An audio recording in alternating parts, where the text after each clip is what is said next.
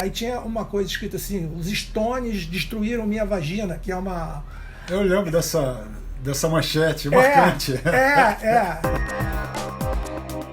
Agora é nunca mais. Cláudio Vigo e Carlos Pontual conversam sobre música e sobre tudo mais. Hoje, a morte do objeto. Então, começando a me explica aí. Bem, o negócio é o seguinte: qual era a ideia? Era trazer um podcast que discuta, vamos dizer, o que está acontecendo na música, porque a música não acabou, cara.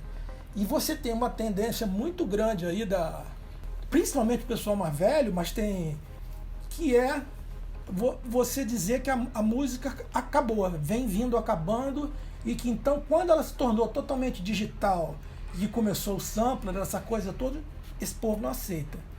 Acha que acabou aí. Isso é uma grande... Mas é. Não, porque é um papo que já diziam quando aparecia uma bateria que mistura 4 instrumentos de percussão. Isso aí não é percussão, isso aí isso é a máquina, isso aí não é musical. Sim. E aí, isso começou com a coisa do CD também, só que o CD, ele trouxe uma outra história, que é importantíssima também. Ele abriu os catálogos, que era uma coisa que você não tinha. Relançamento de coisa antiga. Então você, ao lançar uma coisa, o cara tem o dinheiro para comprar um troço. Você não está concorrendo mais só com a música que está sendo feita com todo mundo. Você está concorrendo com toda a história para comprar.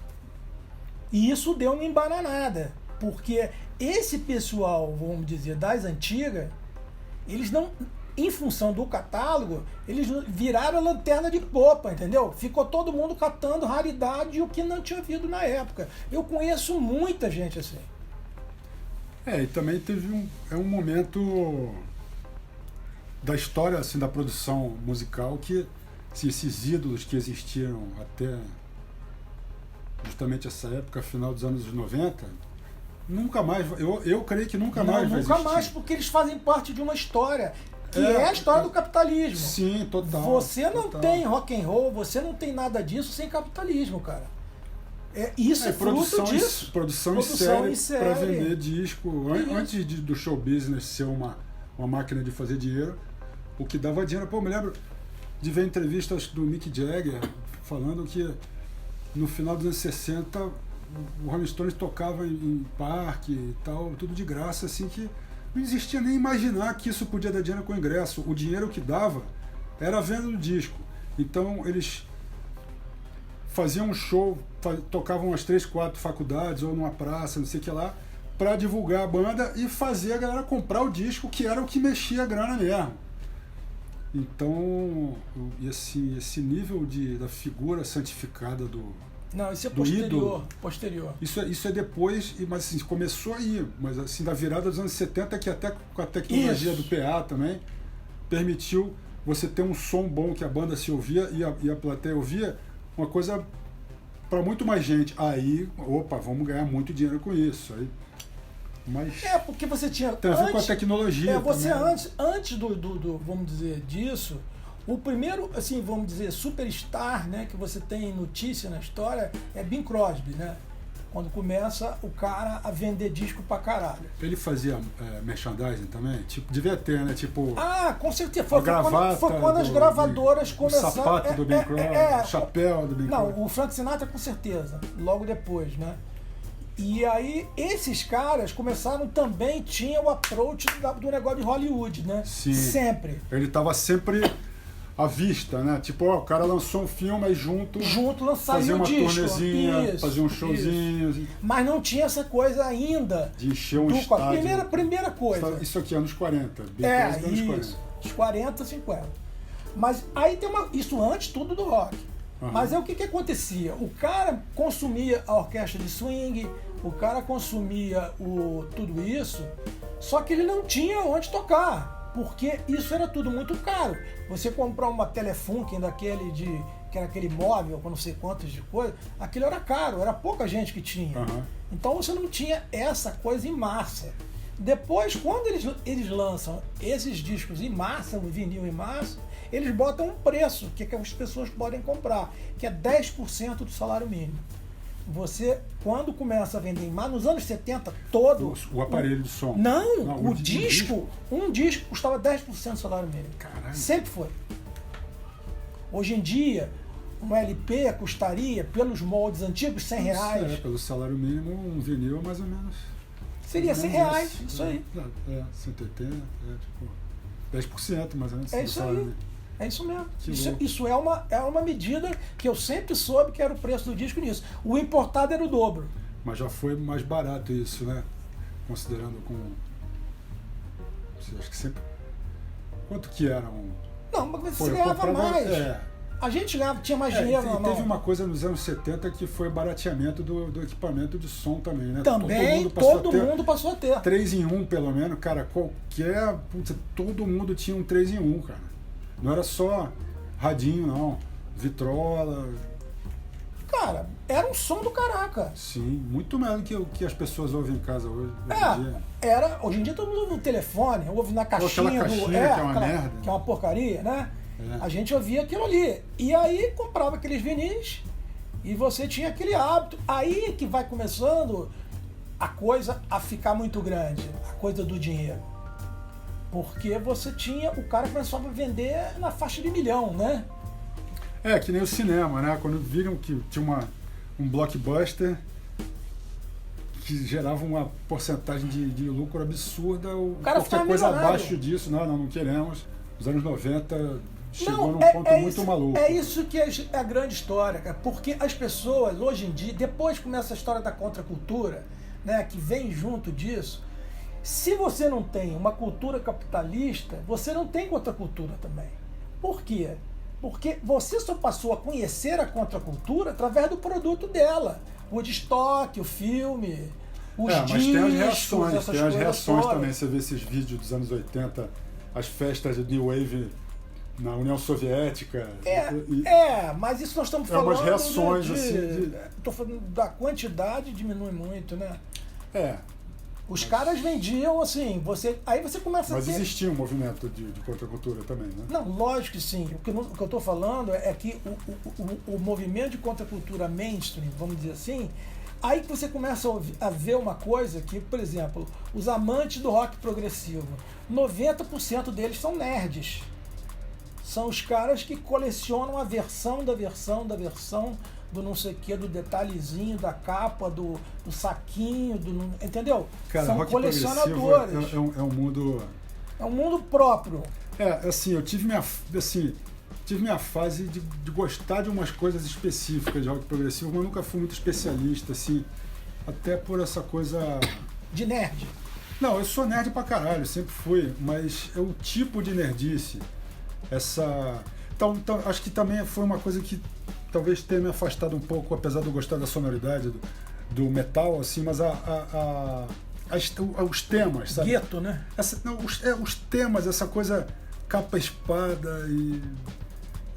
que por mais que sejam tão diferentes de sonoridade, você tem uma coisa em comum, assim, saxônica, celta, assim, isso. Capa-espada. Você vê no rock progressivo é uma coisa mais pro Senhor dos Anéis né, Gnomos e os caras eram fãs. Aquelas capas do Roger Dean, né? Total. Senhor dos Anéis. Enquanto que o pessoal do metal era uma coisa também de espada, mas não saberia citar o que, mas tipo Conan, sei lá, aquela coisa. Mas é um universo que tem uma coisa em comum, assim, né? Que dessa área, assim, eu prefiro quadrinhos e desenho animado, assim, do que... Assim, progressivo, aquele disco Fragile, não sei se fala Fragile. Sim. Fragile. Yes. Cara, eu adoro aquele disco, acho aquele disco muito foda. Mas eu não posso dizer que eu sou muito conhecedor da obra inteira do Yes. Eu sou. Assim, eu me lembro de ver, tinha aquela sessão no subsolo da Cândido Mendes que passavam uns filmes de música lá, né? Me lembro de ver Yes Songs umas 3 vezes lá, né? Hoje em dia você clica no YouTube e tá aí, disponível. Não, isso a gente vai chegar lá. Isso aí já é uma outra história, que é o que veio depois. A gente não tinha. Várias histórias. A gente não tinha informação de nada. A informação vinha de resto de revista, que tinham nacionais. Tipo que nem na Idade Média tinha que ter um cara para copiar aquele livro, né? O cara copiava o livro, e amigos? O cara demorava meses para copiar o livro e tal. Aí, pô, chegou um amigo que chegou de Londres e trouxe 3 vinis e 2 revistas. Né? Puta, ali tinha muita informação. Porque as revistas você ia saber de banda que você nunca ouviu falar, coisas que você lê a descrição, mas você nem ouviu, não sabe. Pô, o cara com vinil juntava os amigos para ouvir o disco que o cara trouxe. Você quer um exemplo? Tem aquela revista que tinha Rock, a História e a Glória, isso é mais meio antes da tua época, mas era uma revista feita por Ana Maria Baiana, Ezequiel Neves, essa turma. Aquela Rolling Stone Pirata? Não tinha uma Rolling Stone Pirata? Que não, tinha, mas aquela era do Maciel, do Oscar Maciel, que escrevia aquilo, é anterior a isso aí que eu tô falando.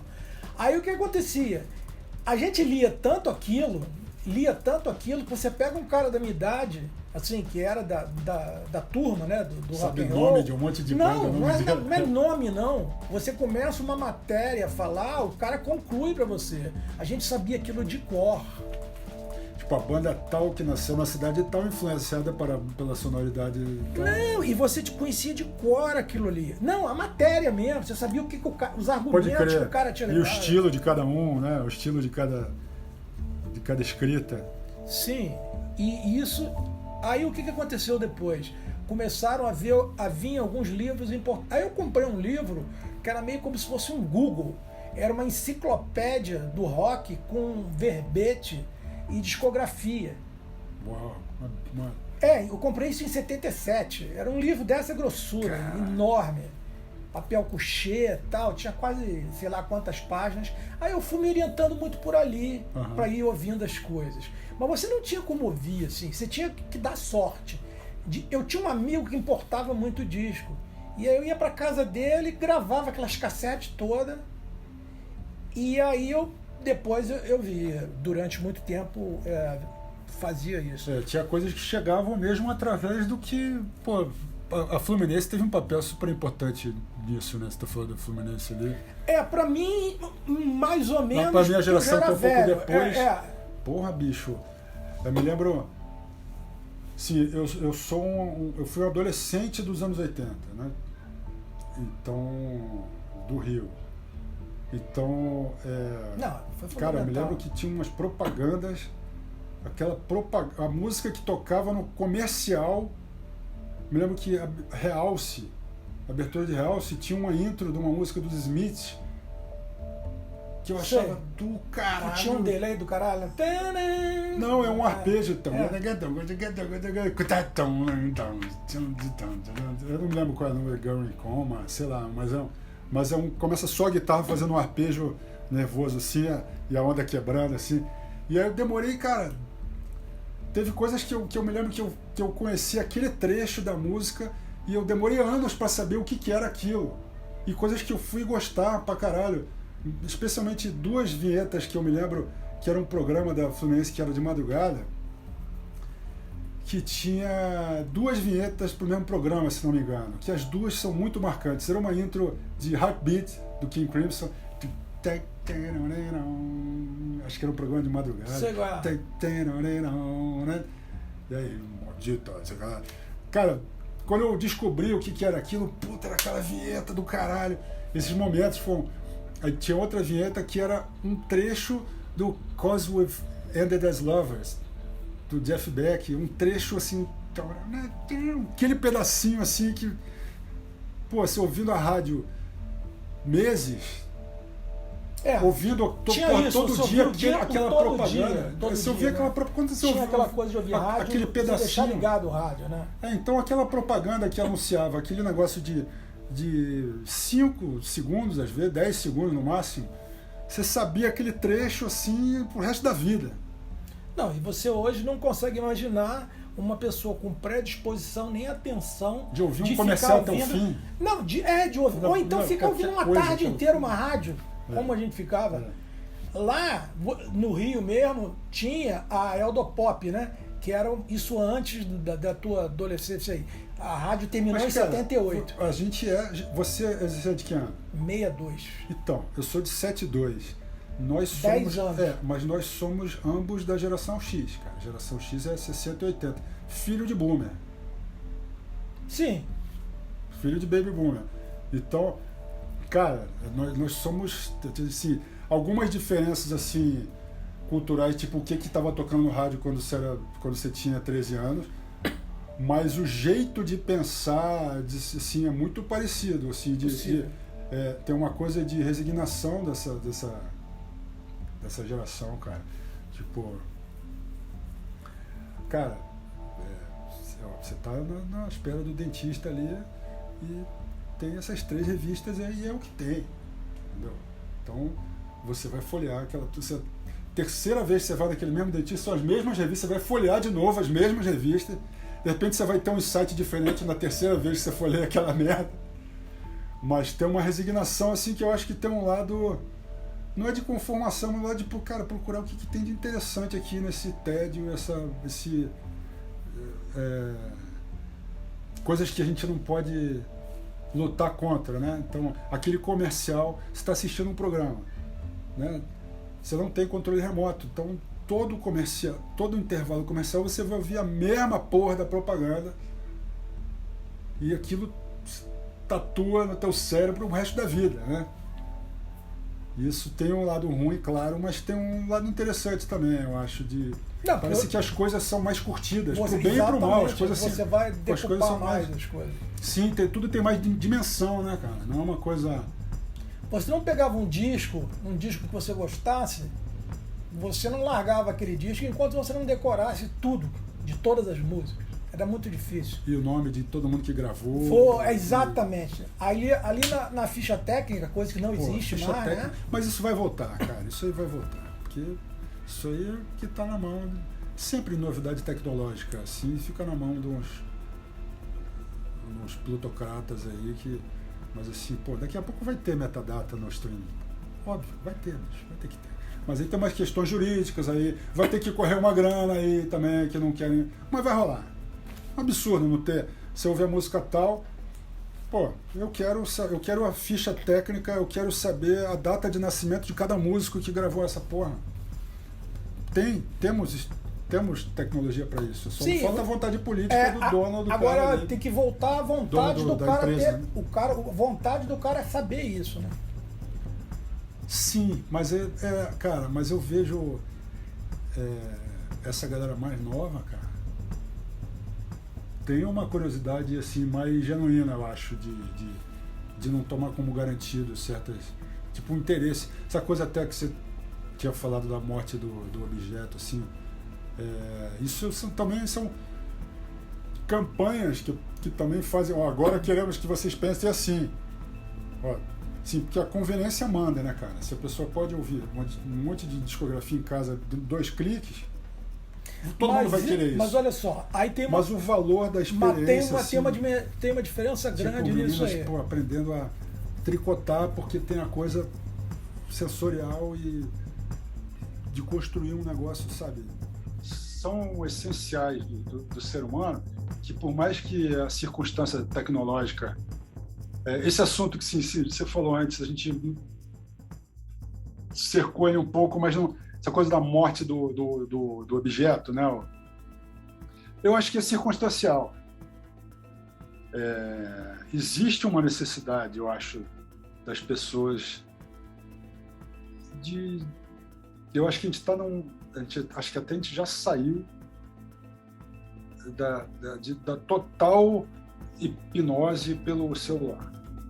Por mais que eu acho que a gente já está, pelo menos, chegando no momento, estou generalizado, mas a gente está numa tomada de consciência de, esse negócio hipnotiza, esse negócio vicia.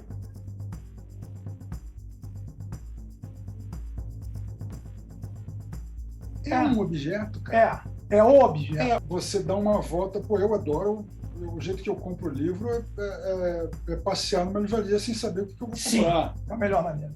E eu fazia assim com loja de disco também. Eu não vou, raramente eu vou com um plano assim no livro tal, então eu vou vê o que tem lá, aí você já escolhe ali que você já sabe que vai ter coisa interessante e tal. Porque o algoritmo eu acho muito... É muito óbvio, né? É muito óbvio, te restringe. Fica uma coisa muito... Cada pessoa é uma ilha, muito demais, cara. Não, assim, e na verdade você não é só aquilo, né? Exatamente. Você pode querer... Que nem o Gil falou, assim, você também quer o que você não sabe. Você não sabe. Sim. Porque, tipo, pô, vai que você esbarra você tá numa loja de disco e tá tocando um disco ali que tem um cara ouvindo. Você não ia pegar aquele disco para ouvir, mas você ouviu, legal, o que é isso? Aí você vai procurar o que é aquilo. Agora, isso é por acaso. Direto, cara. Às vezes é uma capa. Pô, me lembro de uma coletânea. Porra, Hot Rats, do Frank Zappa, eu comprei por causa da capa. Que é não sabia nada de Frank Zappa. Eu vi assim, pô, legal essa capa. Por causa da capa, pô. Eu acho que tem essa coisa do objeto, eu acho fascinante, assim, porque você vê o povo que inventou. Onde que se inventou o Walkman? No Japão. Porque no Japão, o shintoísmo tem uma coisa de tudo ter um espírito, tudo ter uma alma, inclusive os objetos. Uma coisa, sabe, tem um espírito da cerveja, tem um espírito do copo. Então eles têm uma reverência muito importante ao objeto, tem a espada, tem uma coisa... Então o Walkman é uma coisa que você leva a música com você, onde você for. Isso foi revolucionário, cara. Pô, o iPod, eu adorava o iPod. Pula aí umas décadas, uma ferramenta assim, dedicada apenas àquilo. Para as minhas necessidades, era um aparelho perfeito. Mas era o começo de tudo isso, porque já era o começo do playlist. Eu sei, mas essa coisa de você toda a sua vida passar apenas pelo celular... por exemplo, para eu estudar metrônomo, eu tenho um metrônomo no celular, mas você tem um metrônomo que é um aparelhinho que serve só para isso, você deixa o celular de lado, você vai estudar com um negócio que faz só tec-tec, é uma dedicação diferente, sabe? E assim, eu não sei de que forma isso pode vir a ser substituído, mas... você vê assim, relançamentos hoje em dia de discos para fazer as pessoas comprarem coisas que elas já têm, ou até comprar sem nem ter aparelho para tocar. Essa coisa do vinil virou um fetiche danado. Cara, porque uma peça bonita, cara. Você bota ali do lado da estante de livro, um vinil com uma capa bonita e tal. Tem esse valor também. Mas eu estava vendo eu acho que é um objeto mais interessante. Eu, por exemplo, ouço muito CD ainda. Eu também. Você ouve também? Cara, eu ouço CD principalmente no carro. Mas em casa eu ouço também. Eu não compro mais CD. Não, também não. Mas assim, eu tenho feito muitas incursões a sebo que eu troco coisas que eu não ouço. Assim, a taxa, tipo, eu pego uns livros, uns CDs, uns vinis e troco por... sei lá, encho uma caixa e troco por uns 4 livros. ou troco, sei lá, 10 vinis por 2 que eu vou ouvir, 10 que eu não estou ouvindo por 2 que eu... Eu tive uma experiência agora que eu comprei um som todo analógico, né? É do caralho. Tudo de novo, né? Então, comprei com caixa, comprei com... Essa experiência é muito inclusive um gravador de rolo.